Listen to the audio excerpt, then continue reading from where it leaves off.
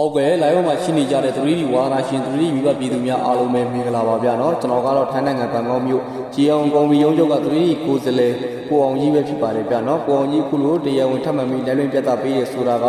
3D ထွေးရက်ကလည်းညီးကလာပြီဖြစ်တဲ့အတွက်ကြောင့်မလို့အခုလာမယ့်2ရက်5လ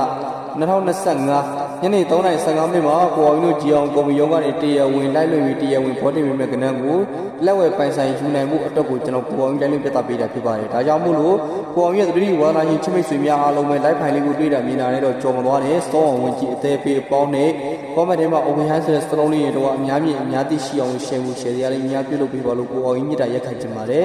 နောက်အခုလာမယ့်2ရက်5လ2025ညနေ3:15မိနစ်မှာတရားဝင်ဘောတင်မဲ့ကဏ္ဍကိုတော့ကြံခဲ့တဲ့အပတ်ကနှစ်ခွန်ဆိုတဲ့ကဏ္ဍလိုပဲတိကျမှန်ကန်တဲ့လူကျင်ပါတယ်ဆိုတဲ့ညီကိုမောင်တို့အဖွဲ့ဝင်အသစ်များအားလုံးပဲနော်ကိုအောင်ကြီးတို့ဂျီအောင်ကုံပြီးရုံးချုပ်ဖုန်းနံပါတ်စမတ်ထည့်ထားပေးတဲ့ဖုန်းနံပါတ်ဖြစ်တဲ့39964353ဆိုတဲ့ဖုန်းနံပါတ်ကိုတည်းဖုန်းခေါ်ဆိုပေးပါ39964353ဆိုတဲ့ဖုန်းနံပါတ်ကိုတည်းဖုန်းခေါ်ဆိုပေးပါဖုန်းခေါ်ဆိုမှုပြုလုပ်တဲ့အခါမှာကျွန်တော်ကိုအောင်ကြီးတို့ဘက်ကနေလူဦးရေ25ယောက်သာကူညီမှာဖြစ်ပါတယ်နောက်တစ်ခုကကိုအောင်ကြီးတို့ဘက်ကရင်ဒါ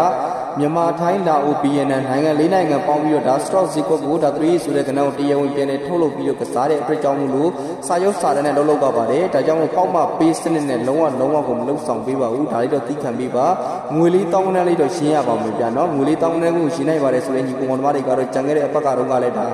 နှစ်ခွန်ဆိုတဲ့ကဏ္ဍကိုတရားဝင်တရားခိုင်တော့အောင်မြူရရှိပြီးသွားပြီအခုလာမယ့်2ရက်5လ2025ညနေ3:15မှာဘောဒီမဲ့ကဏ္ဍကိုလည်းတရားဝင်လုပ်ကျင်းပါတယ်ငွေလေးတောင်းတန်းကိုရှင်းနိုင်ပါတယ်ဆိုရင်ညီကောင်မများအားလုံးပဲနော်ဖုန်းနံပါတ်လေးကို story ခေါ်ပြီးပါလို့ပြောရင်းနဲ့ပဲကိုအောင်ရဲ့ live ဖိုင်လေးကိုဒီနေရာမှာပဲရှင်းနာခွင့်ပြုပါကိုအောင်ရဲ့ 3D ဝါသနာရှင်ချစ်မိတ်ဆွေများအားလုံးပဲအခုလာမယ့်2ရက်5လ2025ညနေ3:15မိနစ်မှာတရားဝင်ဘောဒီမဲ့ကဏ္ဍကိုလည်းလက်ဝဲပိုင်ဆိုင်ရရှိနိုင်ကြပါစေလို့ကိုအောင်ကြီးဆုတောင်းပေးပါတယ်ဗျာ